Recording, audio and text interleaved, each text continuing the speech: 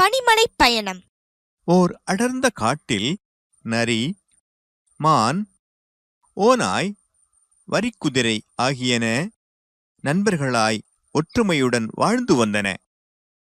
அருகிலிருந்த பனிமலை காட்டில் சிறுத்தை ஒன்று நண்பர்களுடன் வாழ்ந்தது. வாருங்கள் சிறுத்தையாரே, உங்களை வரவேற்பதில் மகிழ்ச்சி அடைகிறோம். மிக்க மகிழ்ச்சி நண்பர்களே.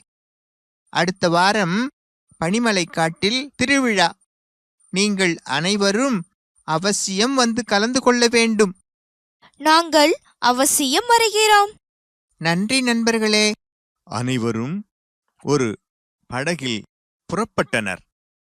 ஏலேலோ ஐலசா, ஏலேலோ ஐலசா, ஏலேலோ ஐலசா, ஏலேலோ ஐலசா.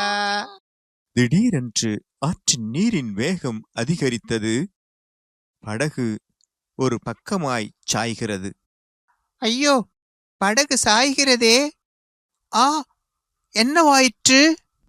டேய் பசங்களா, எங்கே போறீங்க? என் முதுகில் ஏறிக்கொள்ளுங்கள், உங்களை கரையில் விடுகிறேன்.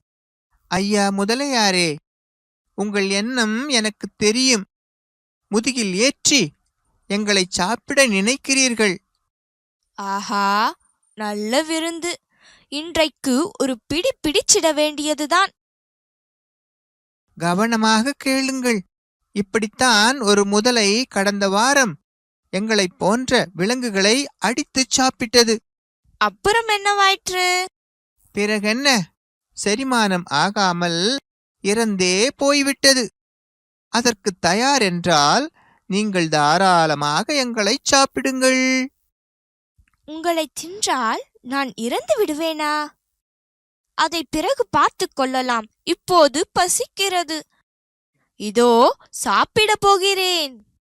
முதலையாரே, இன்னும் ஒரு பிரச்சனையும் உள்ளது.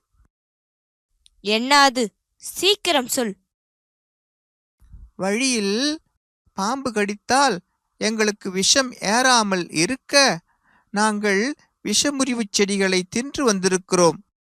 அதனால் எங்களை யார் கடித்தாலும் அல்லது நாங்கள் யாரை கடித்தாலும் அவர்கள் இறப்பது உறுதி. இதோ இந்த மீனை கடிக்கிறேன். அது இறந்து விட்டது, பார்த்தீர்களா?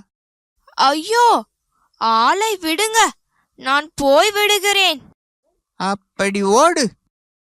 நரியாரே, உங்கள் தந்திரத்தால் எங்களை காப்பாற்றினீர்.